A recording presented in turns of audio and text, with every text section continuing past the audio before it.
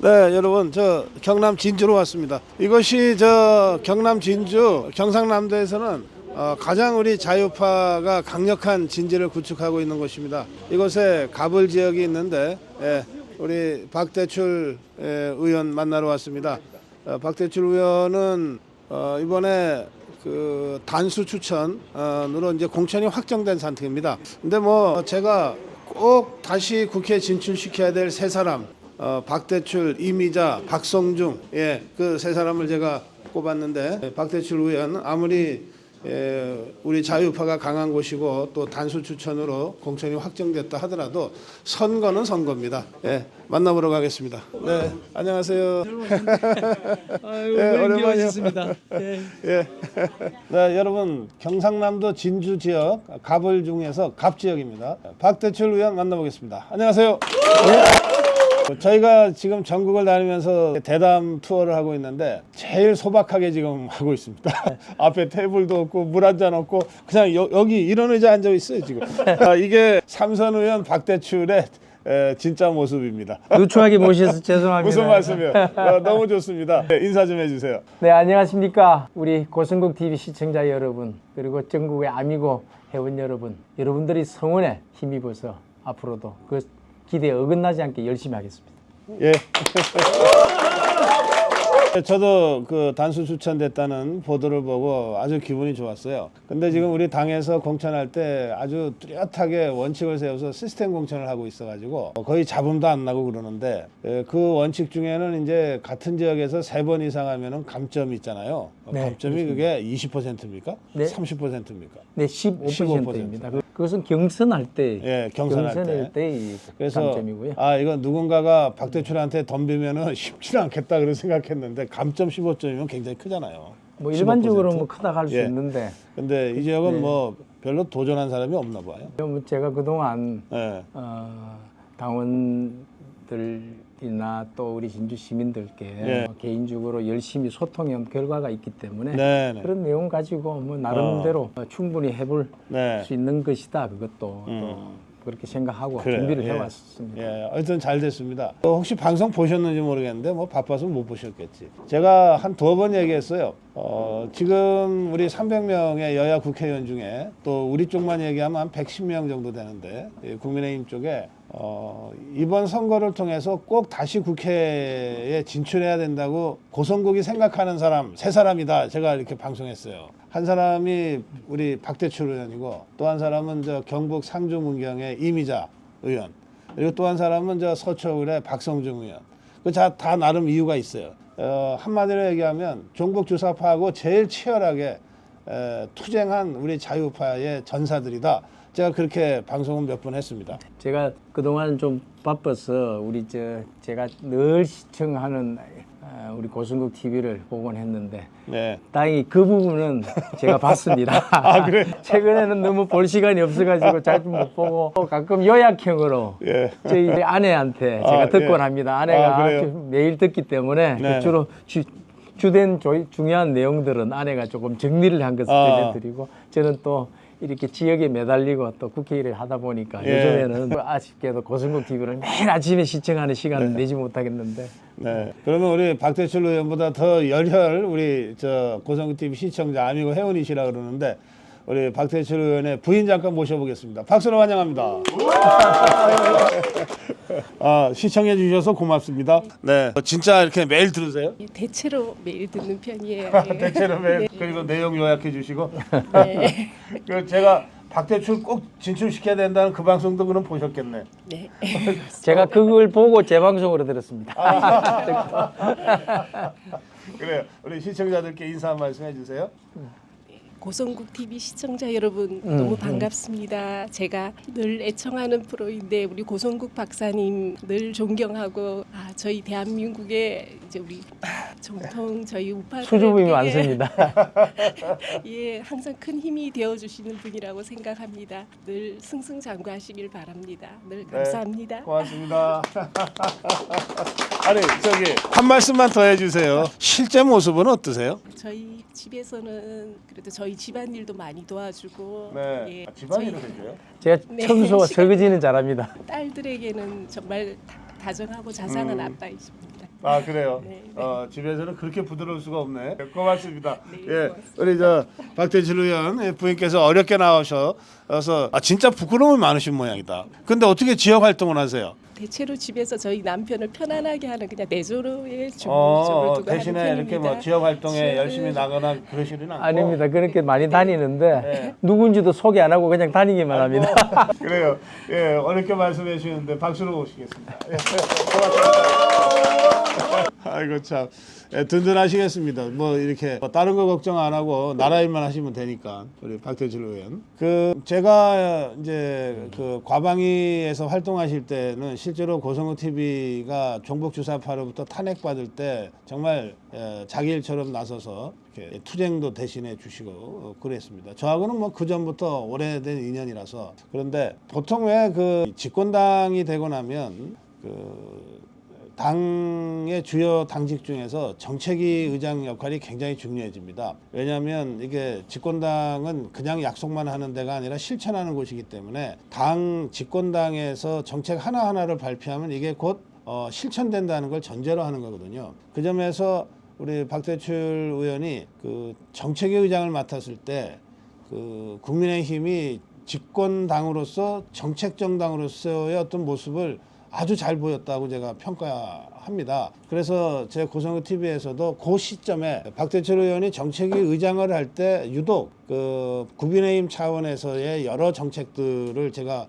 소개를 많이 했어요. 정책위 의장 진짜 잘하셨어요. 감사합니다. 지금 우리 고성국 박사님께서도 말씀을 주셨듯이 집권 여당이 야당과 가장 차별을 할 수 있는 가장 중요한 데가 정책이라고 생각합니다. 그 네. 일을 하는 곳이 정책위 의장이라는 직책이고 그것을 통해서 정부 여당, 우리 윤석열 정부 그리고 우리 국민의힘 여당으로서의 역할을 할 수 있는 것, 또 국민들에게 해야 될 일을 하는 것, 필요한 미래를 위해서 준비를 해야 되는 일들, 그런 네. 정책들을 발굴하고 제시하고 실천해 나가는 것.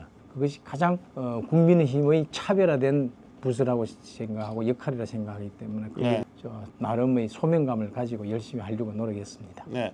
집권당 정책위 의장을 하다 보면 여러 이익단체나 사회단체들을 많이 만나게 되죠. 네, 그렇게 됩니다.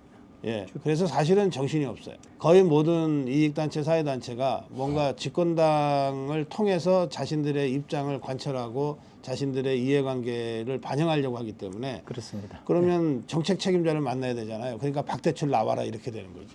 고생 많이 하신 거 알아요. 아닙니다. 감사합니다. 많이 우리 고 박사님께서 많이 성원해 주신 거 제가 잘 알고 있습니다. 요약형으로 매일 들었습니다. 밖에서 제가 떠들어주면 좀 힘이 좀 되나요? 아이, 그럼 큰 힘이 됩니다. 제가 하고 있는 일이 국민들에게 이렇게 반영이 되고 공감을 얻고 있구나. 그것을 바로 전달해 주시는 일을 바로 우리 고 박사님께서 고성국 TV를 통해서 우리 국민들에게 중요한 메신저가 되어 주시기 때문에 그런 이 가교 역할을 해 주신 데서 늘 원래 형님으로 존경하지만 더 존경하게 됐습니다. 고맙습니다. 예. 저는 작년 말 올해 초에 특히 윤석열 대통령이 아주 잘하고 있는 게 민생 토론회라고 생각해요. 네, 그렇습니다. 이게 윤석열 대통령이 업무별 부처 보고라고 하는 걸 새해 봤거든요. 한 달, 두 달 정도. 그런데 그거를 다 없애버리고 민생 토론회로 완전히 바꿨잖아요. 네, 그렇습니다. 그러면서 그 자리에서 대통령이 직접 제시하는 정책이 진짜 체감도가 높더라고요. 맞습니다. 네. 현장에서 저희가 많이 토론 현장에서 많이 느끼던 부분이요. 네. 주로 그런 토론회를 짧게는 2시간, 네. 길게는 4시간씩 뭐 이렇게 하는 경우가 많은데 네. 정해진 시간 이전에 끝난 적은 제 기억으로는 별로 없습니다. 예. 항상 그것보다도 더 진지한 내용의 그런 대화가 오가고 토론들이 주어지다 보니까 시간에 구애받지 않고 늘 그런 토론들이 이루어지고 그것을 통해서 실질적인 어떤 내용들이 도출이 되고 방향이 정해지고 그렇기 때문에 그런 진정성이 있는 어떤 국정에 대한 그런 것을 우리 국민들이 잘 아시지 않을까, 인정해 주시지 않을까 저는 그렇게는 생각하고 있습니다. 제가 한 몇 달 동안 이제 윤석열 대통령을 관찰하면서 제가 두 가지를 느꼈어요. 하나는 대통령이 현안에 대해서 굉장히 깊이 있게 알고 디테일하게 안다. 그러니까 디테일하게 알지 않으면은 나오기 어려운 정책들을 대통령이 제시하는 걸 보니까 그래요. 그다음에 이제 두 번째는 그냥 왜 보통은 대통령들이 그러잖아요. 미리 비서들이 준비한 말씀 자료를 읽잖아요. 읽고 회의 끝나거든요. 그런데 윤석열 대통령은 진짜 그런 것 없이 토론하는 것 같아요. 맞습니다. 그래서 듣고 현장에서 자기 생각이 조금 다른 부분이 있으면 더 캐묻고 자기 생각과 좀 다른 부분을 받아들이기도 하고 그러면서 애초에 생각과는 좀 다른 방향의 결정을 내리기도 하고 그러는 것 같더라고요. 네, 맞습니다. 네. 우리 고 박사님 제대로 보셨는데요. 보통 이렇게 메시지를 이제 준비된 원고가 네. 있지 않습니까? 네. 그거는 비서진에서 준비를 해주죠. 네. 그것은 이름 그대로 원고가 아니고 참고 자료입니다. 그렇죠. 참고 자료. 그 내용을 한번 읽어가면서 하기도 하지만 네. 때로는 참고를 해가면서 본인이 갖고 있던 그 집중도와 이해도를 갖고 있는 그 내용을 토대로 네, 네. 그렇게 국정에 대한 그런 심도 있는 그런 토론들을 이어가는 게 늘상 있는 일이라고 봐주시면 될 것 같습니다. 그래서 왜 2년 전에 우리가 문재인이 이재명이 잡아놓으려면 그래도 윤석열이밖에 없다. 그래서 이제 윤석열 대통령을 다 찍을 때도 그래도 뭐 검사가 문재인이 이재명이 잡아놓으면 됐지 뭐 국정 전반에 대해서 저렇게 아주 디테일하게 할 수 있겠느냐 그런 기대가 그렇게 높지 않았어요. 근데 쭉 지내놓고 보니까 아직 문재인이 이재명이는 못 잡아놓지만 국정 전반에 대해서는 어떤 사람보다도 준비가 잘 돼 있다. 그리고 그 학습 능력이라 그러죠. 네. 이게 굉장히 빠르다. 그래서 제가 아주 놀랄 때가 많습니다. 네, 저도 뭐 충분히 공감하고 있습니다. 네, 당이 따라가기가 조금 힘들지 않을까 하는 생각도 들어요.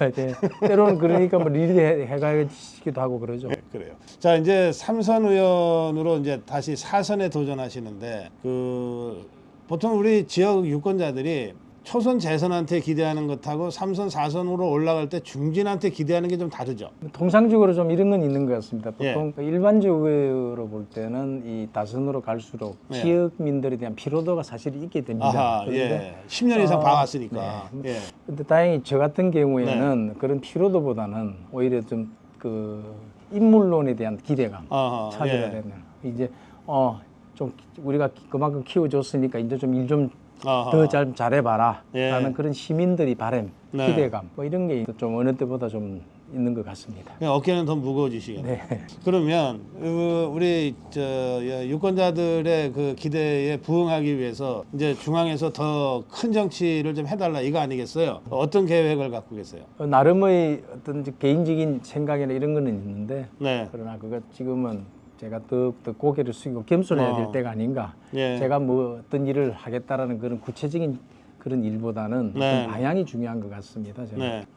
지난 2년 동안의 과정, 정권 교체를 하고 또 지방 권력도 지방선거에서 우리가 네. 승리를 한 이후에 그 과정이 지금 그동안 잘못됐던 일들, 그런 공정과 상식을 회복하는 그런 과정이었다라고 저는 생각을 합니다. 네. 그리고 이제 이번 총선을 통해서는 그 공정과 상식을 이제 회복하는 단계를 넘어서서 이제는 그것을 확장해 가면서 그렇죠. 정착을 시켜야 되는 일. 네. 이를테면 결론적으로 말하자면 나라를 바로 세우는 일, 네. 나라를 지키는 일. 뭐 최근에 건국 전쟁 우리가 이 역사 예. 바로 세우기라는 그런 국민적인 그런 기대감도 있지 않습니까? 네. 그래서 그런 거를 통해서 이 나라를 이제는 바로 세우는 일이 중요하다 그런 생각을 합니다. 그런 과정에서 제한테 주어진 역할 그런 거 있으면은 어떤 소인도 마다하지 않고 네. 헌신하고 그런 또 싸울 일이 있으면 또 열심히 싸우고 또 해야 될 일이 있으면 열심히 하겠다는 그런 뭐 마음만 다잡고 있습니다. 예, 보통 이제 4선, 5선으로 이제 중진 반열에 올라서서 도전을 하면 사실 우리 박태철 의원이 솔직하게 말씀하시는데 지역민들 사이에 좀 피로감이 있어요. 뭐 10년 이상 똑같은 얼굴을 보게 되니까. 그런데 이제 그 피로감을 이제 넘어서기 위해서 그런 후보들은 대개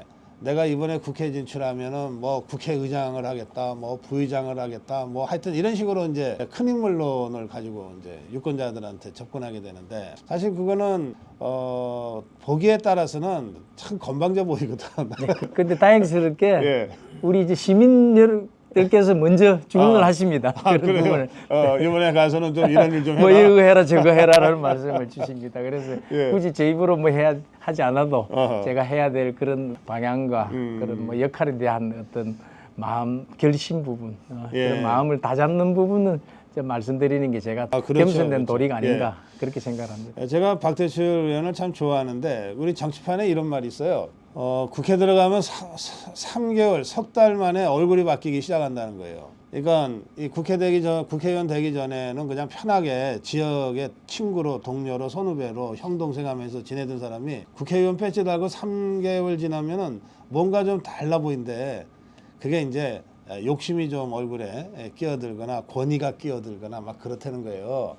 그래서 한 1년 지나면 예전에 그 사람을 못 알아볼 정도로 바뀌는 경우들이 많다는 거예요. 근데 저는 우리 박대출 의원을 10여 년 사실은 초선 과정에서부터 이제 제가 알게 됐는데 그때나 지금이나 바뀐 게 없어. 변한 게 없어.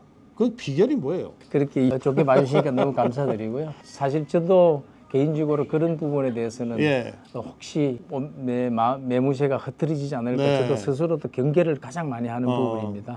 국민들 시각에서, 국민 눈높이에서 보면은 이 정치인 여의도라는 곳은 늘 멀리 있게 보이죠. 그렇죠. 권위적으로만 보이죠. 힘 있는 곳이니까. 그게 이제 뭐 쉽게 말해서 꼰대 문화라는 거죠. 여의도식 꼰대 정치인. 그것은 탈피해야 된다. 그것이 바로 국민의 바람이고 앞으로 이 새로운 시대에 이 정치인들이 가져야 될 그런 기본 자세다. 저는 그렇게 생각을 합니다. 혹시 제 스스로가 이 국민들 보실 때 꼭 꼰대로 보시지 않을까. 뭐 그런 것은 제가 극히 경계를 하고 살아왔기 때문에 혹시 지금 오늘 고 박사님한테 그런 좋은 말씀 듣는 게 아닌가 생각을 합니다. 감사합니다. 예, 사실 참 그래요. 한 몇 달 전에 원내대표 선거가 있었어요. 지금 윤재욱 대표가 이제 원내대표가 됐는데 그때도 박대출 원내대표 대망론 같은 게 막 있었어요. 그런데 이제 여러 가지 상황을 이제 고려해서 박대출 의원이 원내대표 출마 쪽이 아니라 당의 요청에 따라서 정책위 의장을 맡는 걸로 그렇게 결론이 났잖아요. 그러면서 뭐 윤재욱 원내대표 체제가 순조롭게 출범을 하고 그래서 그 윤재욱 원내대표가 사실 김기현의 공백을 메꾸면서 지금의 한동훈 비대위로 아주 순조롭게 원만하게 이걸 전환시켜내는데 역할도 하고 그랬단 말이에요. 그런 걸 보면 이 박대출 의원도 사람이니까 욕심이 없지는 않을 텐데 자기 욕심보다는 당의 요청 또는 전체의 그 균형과 조화 이런 거를 늘 먼저 생각하는 정치인 같아요. 그래서 제가 그때 한편으로는 아쉬웠어요. 박대출 원내대표하면 진짜 잘할 텐데 그런 아쉬움이 있으면서도 그래도 역시 박대출이다 그런 생각으로 제가 그 정책의장 참 잘 됐다 그렇게 제가 생각한 적이 있죠. 네, 격려해 주시는 거 잘 기억납니다. 어떤 자리가 중요한 게 아니고 그 자리를 통해서 우리가 지금 당이 필요하는 일들이 이루어지는 거. 또 나라가 바로 가야 될 부분, 또 나라를 바로 세우는 부분에서 해야 될 일을 하는 것, 그게 더 중요한 거라고 생각을 합니다. 그럼요. 사실 대통령 하나만 달랑 바꿨을 뿐 국회의회를 여전히 더불어민주당한테 빼앗긴 상태에서는 지난 2년이 예전에 문재인 정권의 폭정이 있었을 때보다는 나아졌지만 그래도 참 어려웠거든요. 그 어려운 고비고비를 잘 버텨왔어요. 여러분들이나 또 우리 국민의힘이나 또 윤석열 대통령이 얼마나 힘들었겠어요. 이번 총선을 통해서 그 국민의힘이 압도적인 다수당이 되면 그때부터 진짜로 새 정부 출범과 같은 그런 분위기로 진짜 하고 싶은 일들, 그동안 하고 싶었지만 못했던 일들 이걸 힘있게 추진할 수 있을 것이고요. 그 과정에서 이제 어느새 집권당 이제 중진이 된 박대출 의원의 그 역할도 많은 분들이 지금 기대하고 있습니다. 하여튼 그것을 앞두고 있는 이 총선 전야입니다. 박대출 의원의 각오와 마무리 인사 말씀 듣겠습니다.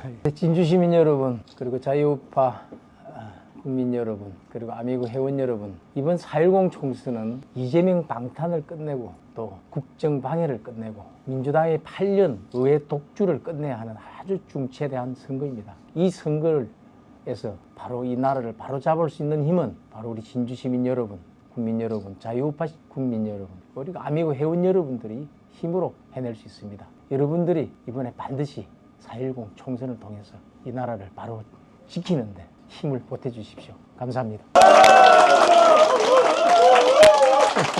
그래요. 뭐 말씀을 길게 안 하시는데 그러나 할 얘기는 다 하는 대출입니다. 예, 진주 갑 지역이었습니다. 진주 갑 지역 박대출 의원과 함께했습니다. 고맙습니다. 감사합니다.